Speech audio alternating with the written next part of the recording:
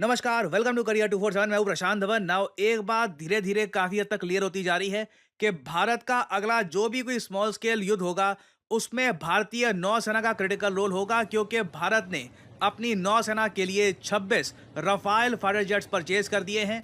France के साथ इतनी अच्छी बातचीत हुई है हमारी कि फ्रांस ट्रांसफर ऑफ टेक्नोलॉजी को भी एग्री कर गया है। This is a major development. यहाँ पे आप देख पाओगे वर्ल्ड मीडिया इसको कवर कर रहा है। इंडिया ने एक 7.4 बिलियन डॉलर्स की डील साइन करी है 26 रफाल फाइटर जेट्स के लिए। इंडियन रुपीस में ये हो गए 63,000 करोड़ रुपीस। और अगर यहाँ पे आप सोच रहे हैं एग्जैक्टली 26 रफाल फाइटर जेट ही क्यों परचेज किए हैं, 30 कर लेते।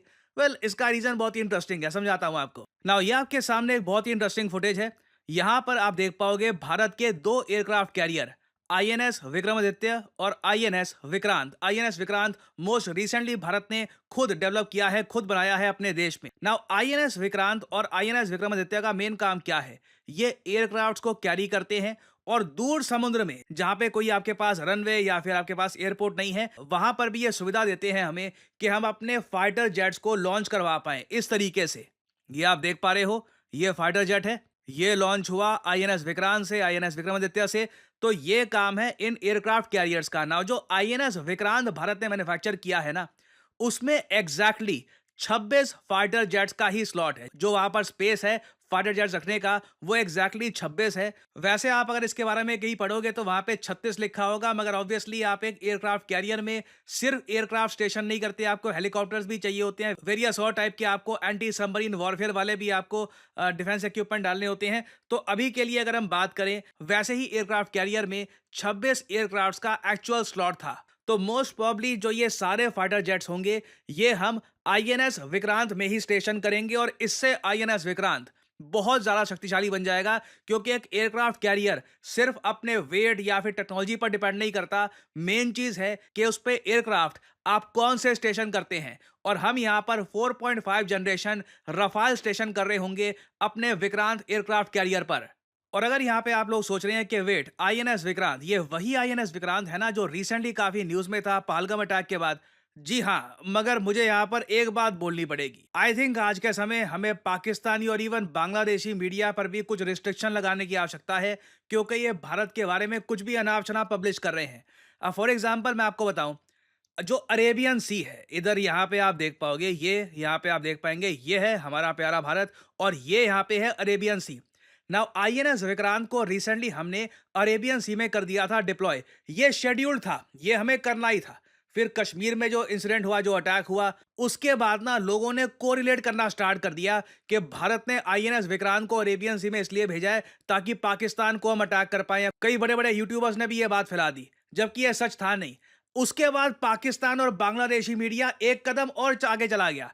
पाकिस्तानी मीडिया, इधर आप देख पाओगे, पाकिस्तानी मीडिया द एक्सप्रेस ट्राइब्यून का आर्टिकल आपको दिखा रहा हूं। ये लोग कह रहे हैं पाकिस्तानी नेवी ने मजबूर कर दिया इंडियन एयरक्राफ्ट कैरियर को रिट्रीट करने से इन दी अरेबियन सी। मजबूर करने के लिए कुछ है भी तुम्हारे पास? मतलब अपने आप ही मिस इन्फॉर्मेशन का ऐसा डांस हो रहा है, कोई भी कुछ भी बोल रहा है। और ये बड़े बड़े रेप्यूटेड लोग हैं, ये बांग्लादेशी मीडिया, बिजनेस रिकॉर्डर। मैं आप सबको कह रहा हूं, आगे से बांग्लादेशी मीडिया का कोई भी न्यूज आउटलेट पढ़ रहे हो ना, एक बार कंफर्म कर लेना कि ये कोई प्रो पाकिस्तान न्यूज तो नहीं छाप रहे, क्योंकि इन लोगों ने भी पब्लिश कर दिया कि पाकिस्तानी नेवी ने रिपेल कर दिया इंडियन एयरक्राफ्ट कैरियर को जो डिप्लॉयड था अरेबियन सी में। ख्याली पुलाव। और मुझको यहाँ पर यह बोलना पड़ेगा कि अभी रिसेंटली पहलगाम आतंकवादी हमले के बाद जो भी जियोपॉलिटिकल टेंशंस हुई है इंडिया पाकिस्तान के बीच में, उसमें साफ साफ दिख गया है कि बांग्लादेश के लोग बहुत ज़्यादा सपोर्ट करते हैं पाकिस्तान को। इनका मीडिया, इनके लोग, इनके पॉलिटिशियंस ये खुलकर पाकिस्तान के समर्थन में आ गए थे। अफगानिस्तान में मैं कहूँगा काफ़ी हद तक इंडिया के प्रति समर्थन था। तो जब आपका ऐसा नेबरहुड है तो you need fighter jets, you need Rafale fighter jets. और जो रीसेंट डील है ये काफ़ी हद तक इंडिया की सारी रिक्वायरमेंट्स को कंप्लीट कर देती है। नाउ इस डील को अगर हम ब्रेक डाउन करें तो टोटल 26 एयरक्राफ्ट हमको मिलेंगे, Rafale aircraft for the Indian navy. इसमें से 22 होंगे सिंगल सीटर, 4 होंगे ट्विन सीटर। नाउ एक बात नोट करने वाली ये भी है कि भारतीय नौसेना ने जब सबसे पहले डिमांड करी कि देखिए हमको चाहिए फाइटर जेट्स, एयरक्राफ्ट तो रेडी है, एयरक्राफ्ट कैरियर रेडी है, एयरक्राफ्ट कब आएंगे हमारे पास? तो उस वक्त नौसेना ने कहा था 57 चाहिए हमको ऐसे fighter jets, Rafale fighter jets.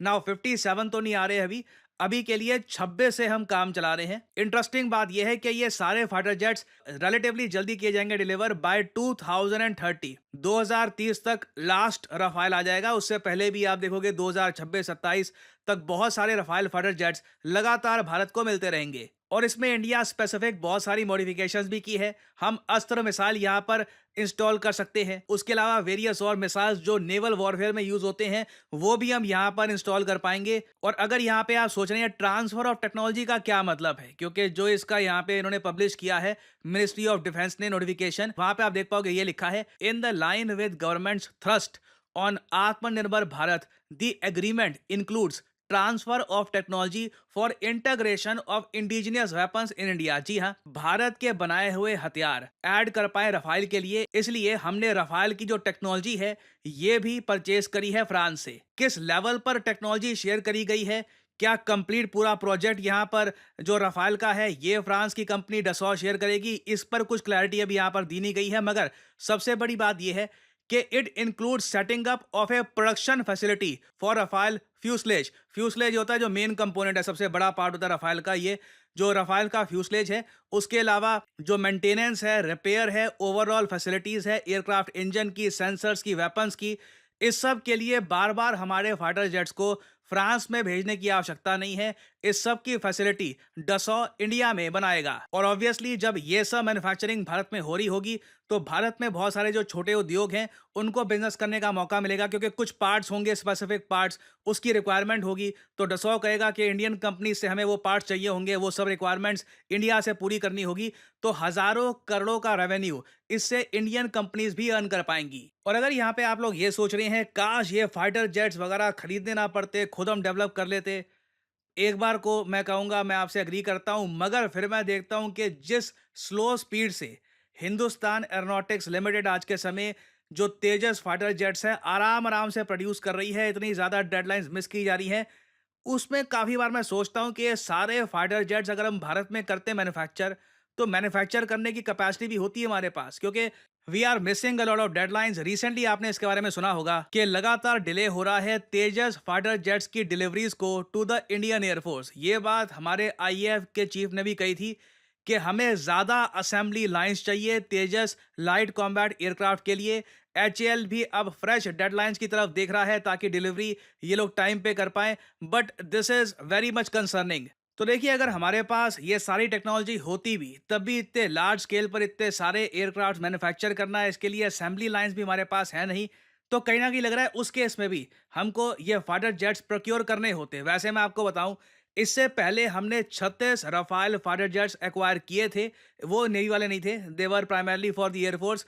उसकी डील थी 36 Rafale fighter jets for 60,000 crore rupees. ये डील साइन हुई थी 2016 में, ऑलमोस्ट 10 साल पहले, 9 साल पहले। तब से लेकर अब तक रुपी काफी डेप्रिशिएट हुआ है, वेरियस और टाइप की इन्फ्लेशन आई हैं, तो अब आप कह लीजिए प्राइस अब ये हो चुका है 36 नहीं 26 रफाल फाइटर जेट्स। और इसके लिए हमने पे किए हैं more than 63 to 64,000 crore rupees.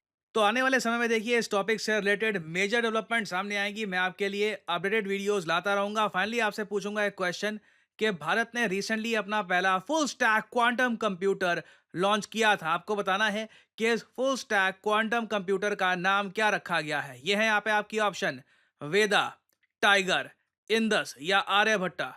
Comment section में करिए उत्तर। जो लोग देंगे सही आंसर उनकी कमेंट को मैं दे दूंगा हार्ट, ताकि बाकी लोग समझ पाएं कि सही उत्तर क्या है। देखिए करियर 247 मतलब जॉब अपॉर्चुनिटीज। ऑलरेडी आपने देखा होगा कि हमारे एक्सिस बैंक प्रोग्राम के अंडर कई लोगों को ऑफर लेटर प्राप्त हो चुका है एक्सिस बैंक डेप्यूटी मैनेजर की पोस्ट के लिए। और अब पहली बार करियर 247 आपके लिए लेके आया है हमारा flagship data science course with generative AI. आज के समय मार्केट में कोई भी कंपनी ऐसा कोर्स ऑफर नहीं कर रही जहां पे आपको मिलती है लाइव क्लासेस। आप यूजुअली डेटा साइंस का कोर्स परचेज करेंगे, प्री रिकॉर्डेड क्लासेस आपको पकड़ा दी जाएंगी, मगर यहाँ पे आपको मिलती है live classes. World renowned teachers for example Deepayan सरकार सर, ये आपको पढ़ा रहे होंगे। ये बाय द वे काम कर रहे हैं with the government of Singapore as an AI adviser. और करियर 247 के डेटा साइंस कोर्स को कंप्लीट करके आप बिल्कुल आराम से 7 to 9 लाख पर एनम की जॉब लैंड कर सकते हैं। That is very much possible. और अगर आपका सवाल यह है कि अगर आप एक डेटा साइंटिस्ट बन गए तो आप काम कहाँ करोगे, किस इंडस्ट्री में काम करोगे, हर जगह आपके लिए दरवाजे खुले होंगे, चाहे एफएमसीजी सेक्टर हो या फिर फार्मा सेक्टर हो, आप गवर्नमेंट में काम कर सकते हैं। इवन करियर 247 में मैं आपको बता दूं, हम लोगों ने बहुत सारे डेटा साइंटिस्ट हायर कर रखे हैं, because every company needs data scientists. इनकी डिमांड बढ़ती जा रही है। और आपको करना क्या है, अभी भी आपके मन में बहुत सारे सवाल होंगे। आप सिंपली क्या करिए, ये जो वीडियो आप देख रहे हैं, इसकी कमेंट सेक्शन में आपको जाना है और यहां पे आपको लिंक मिल जाएगा, build your career with India's first data science and machine learning gen AI course. इस लिंक पर करिए क्लिक। यहाँ पे आपके सामने ये पेज खुल जाएगा। यहाँ पे अपना नाम, ईमेल, फोन नंबर और ऑब्वियसली यहाँ पे कोड डालिएगा PD10, ताकि आपको डिस्काउंटेड रेट पर ये कोर्स ऑफर हो। कोड आप अगर नहीं डालेंगे तो जो भी आपको प्राइस ऑफर किया जाएगा इट विल बी एलिवेटेड। तो मैक्सिमम डिस्काउंट पाने के लिए यूज द कोड PD10। हमारी तरफ से आपको कॉल आएगा, you can ask your question. और अगर आप खुद को देखते हैं as a data scientist in the future, then you can start with career 247 data science and machine learning with generative AI course. ऐसा कोर्स आपको वैसे मार्केट में मिलेगा नहीं, विद लाइव क्लासेस और साथ में आपको वेरियस और टूल्स भी मिलेंगे। और बाय द वे, इस कोर्स से रिलेटेड और जानकारी मैं वेरियस और वीडियोस में आपको देता रहूंगा। सो अगर आप इंटरेस्टेड हैं, use the code PD10 and get in contact with the career 247 consultant. और इसी नोट के साथ यह है वीडियो का अंत। Thank you for listening and as I always say, may the gods watch over you.